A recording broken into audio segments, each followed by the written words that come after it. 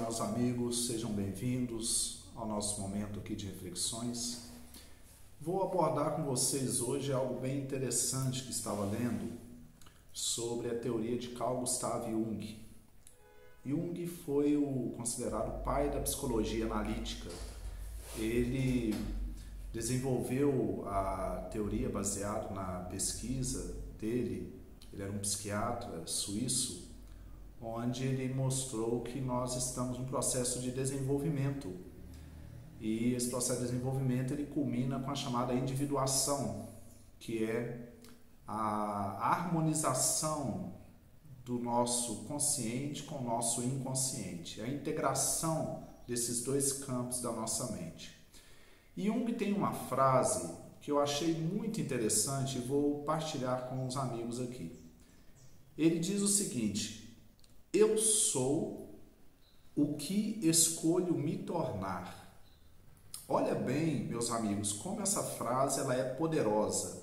Eu sou o que escolho me tornar. Jung foi discípulo de Freud. E Sigmund Freud, o pai da psicanálise, defendeu muito a questão da libido na influência do comportamento humano, a questão do inconsciente, do id, do ego, do superego.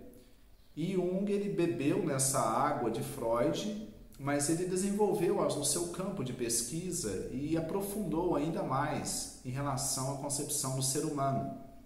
Mas principalmente na concepção que o ser humano não está num processo determinista, onde as suas condições físicas, genéticas, ambientais vão forçá-lo a ser determinado tipo de pessoa. E Jung ele mostrava que nós temos um livre-arbítrio, que nós temos uma capacidade de escolher o que queremos fazer e principalmente escolher o que queremos ser. Só que muitas vezes nós não sabemos disso e não temos a força de vontade para empreender essa caminhada. Mas como assim eu sou o que escolho me tornar? Baseado nessa reflexão, fomos olhar um pouco sobre o cérebro, sobre a constituição do cérebro, e vimos algo que os cientistas têm comprovado ultimamente, que vem em concordância com essa afirmação de Jung. O cérebro é o órgão mais plástico que nós temos no corpo físico. O cérebro ele consegue se moldar de acordo com o tipo de atividades que nós escolhemos ter na nossa vida diariamente.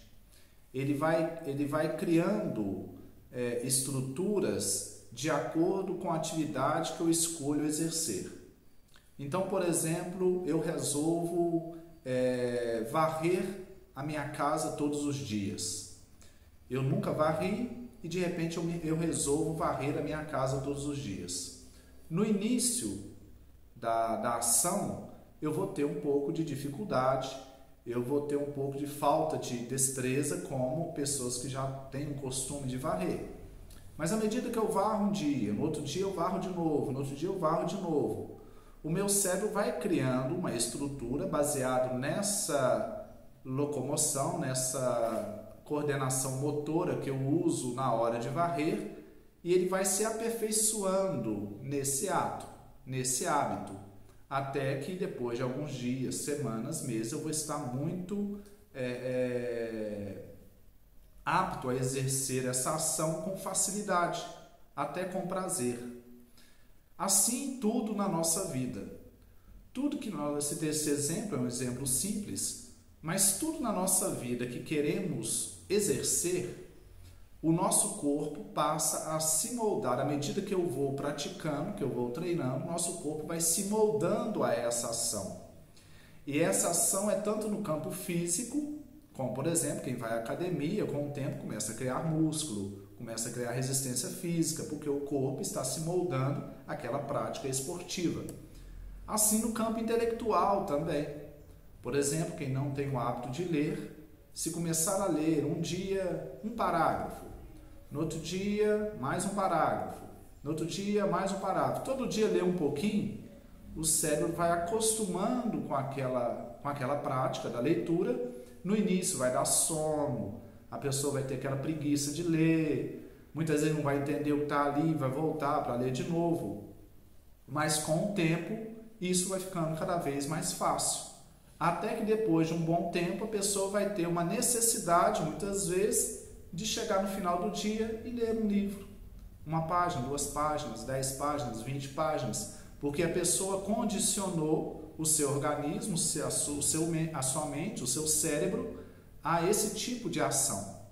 Então, no campo intelectual também, nós temos o poder de moldar o nosso corpo e a nossa mente para aquilo que queremos fazer.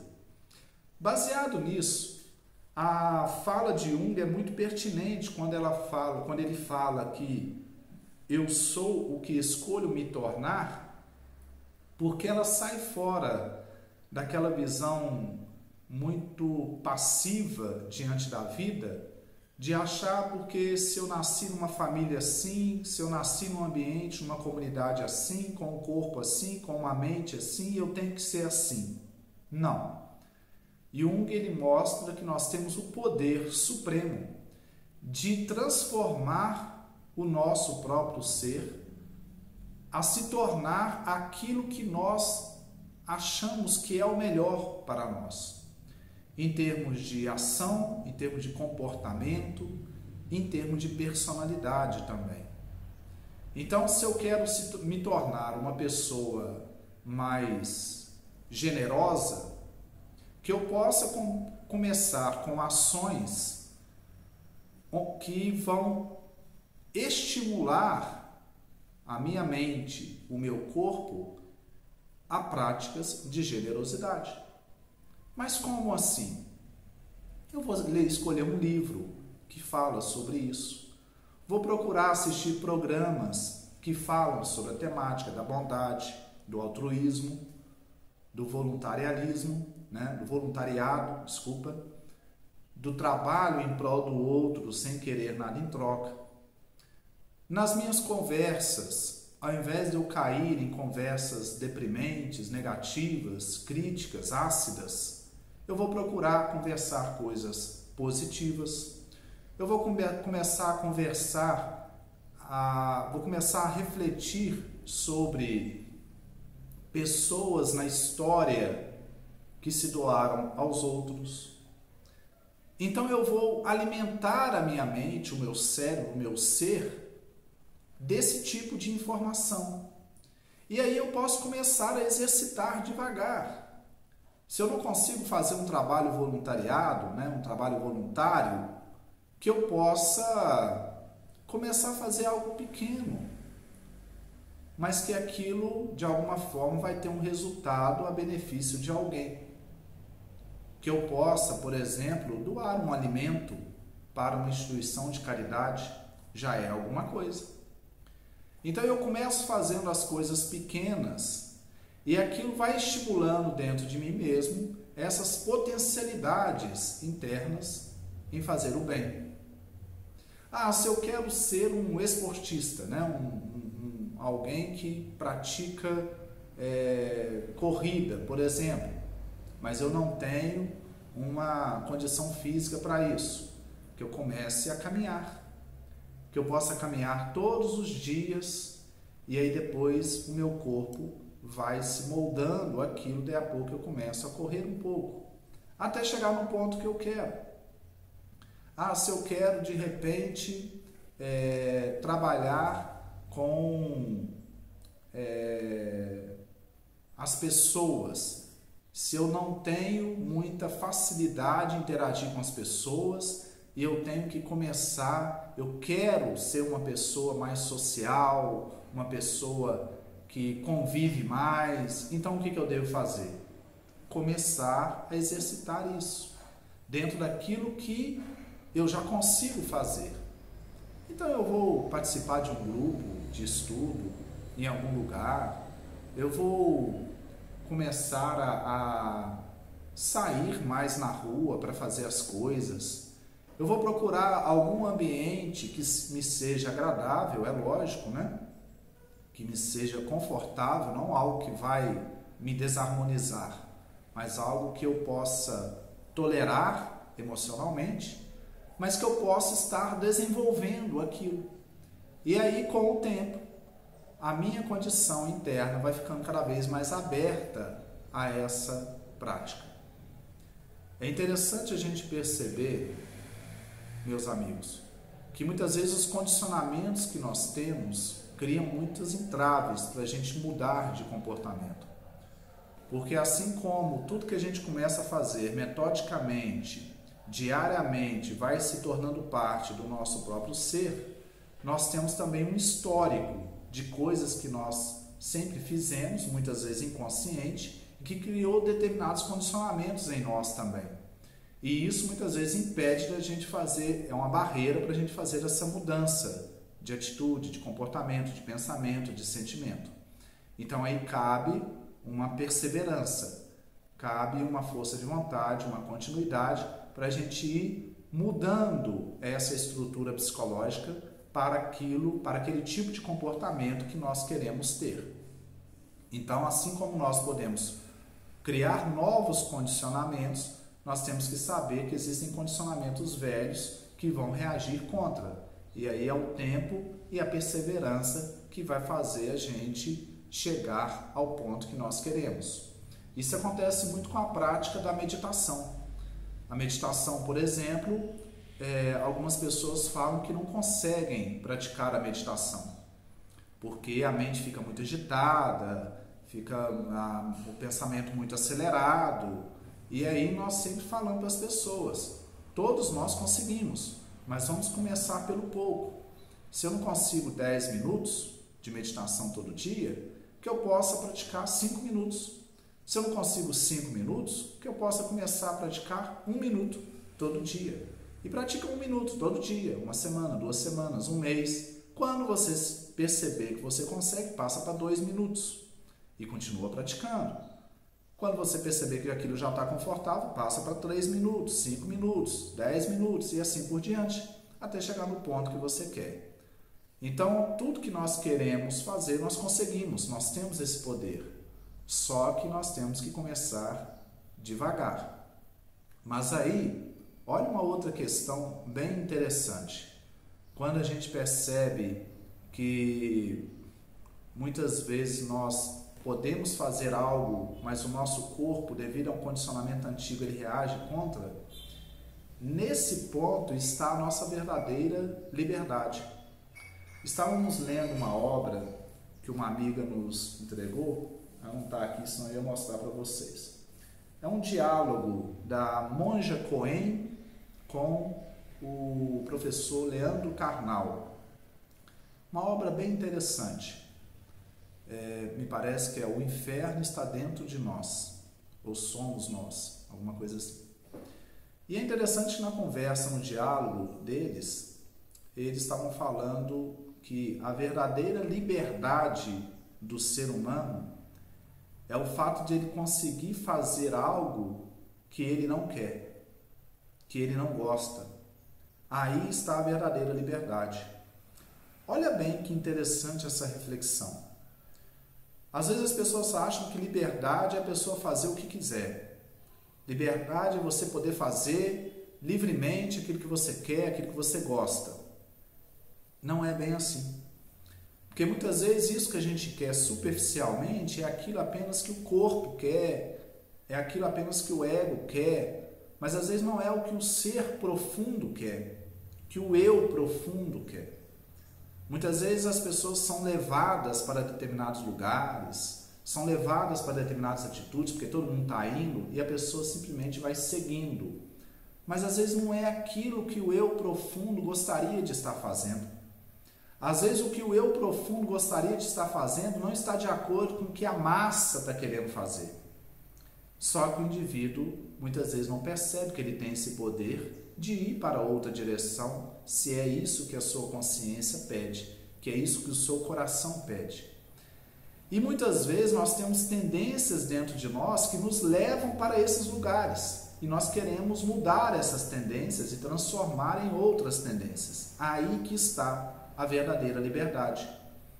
Muitas vezes eu fazer aquilo que eu mesmo não gosto de fazer naquele momento, mas porque eu sei que aquilo ali é bom para mim. E à medida que eu vou fazendo isso, que no primeiro momento eu não gosto, eu vou treinando o meu próprio ser a aprender a gostar, a aprender a criar um prazer naquilo dali, porque eu vou criar novos condicionamentos neurais em mim, no meu cérebro, novos condicionamentos no meu corpo, na minha mente, que vai lidar com aquilo de uma forma melhor.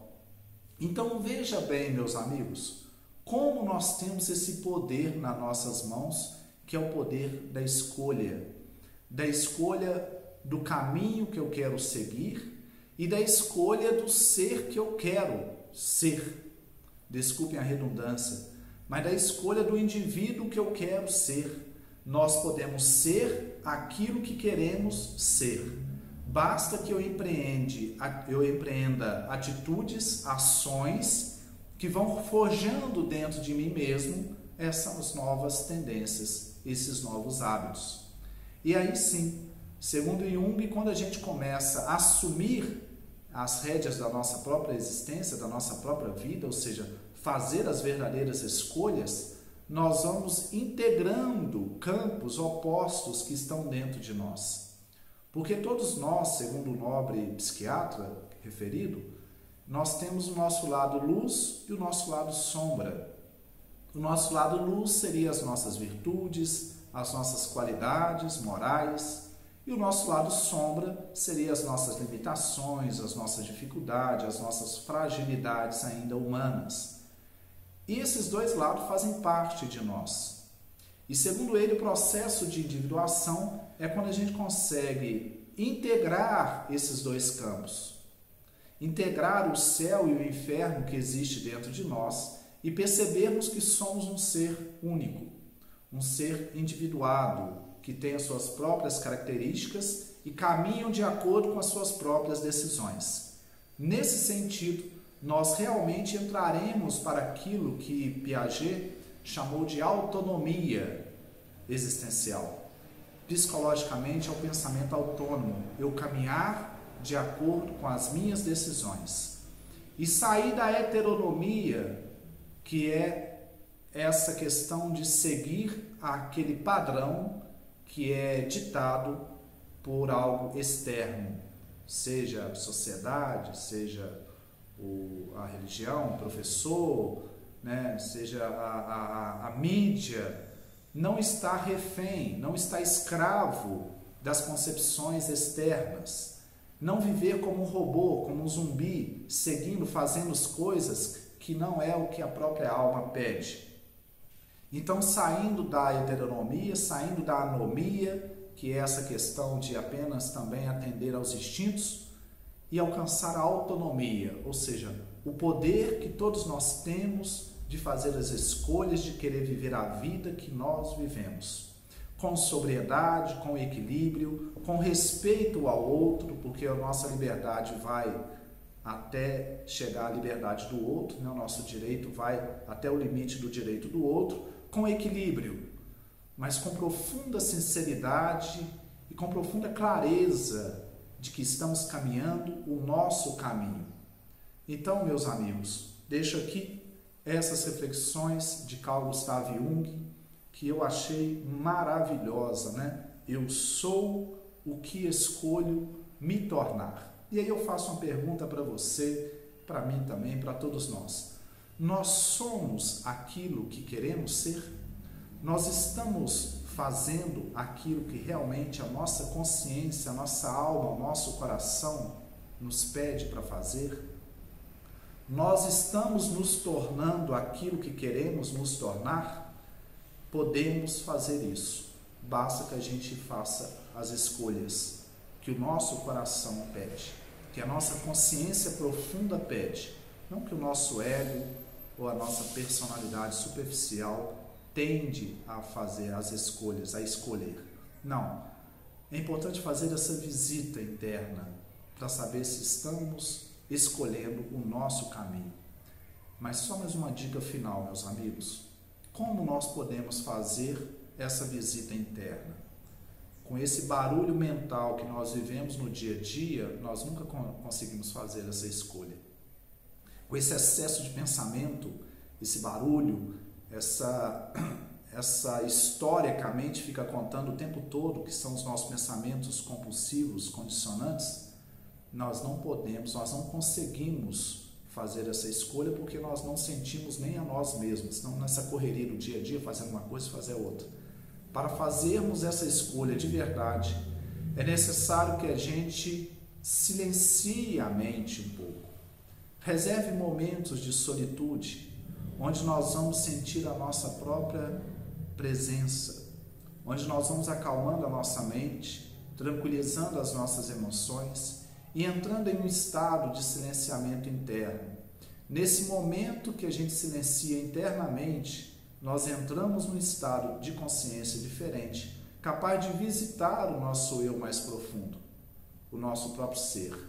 E de lá, desse silêncio interno, desse espaço que abrimos, vem as respostas, vem as decisões, vem as direções, vem aquela direção real da nossa vida. Então, para fazer essa escolha, é necessário que a gente visite o nosso eu, saia do turbilhão mental, acalme um pouco, através da prática da meditação, por exemplo, e aí, nesse momento, nós conseguiremos olhar e escolher e agir. Um grande abraço a todos os amigos, fiquem todos com Deus e muita paz para todos nós.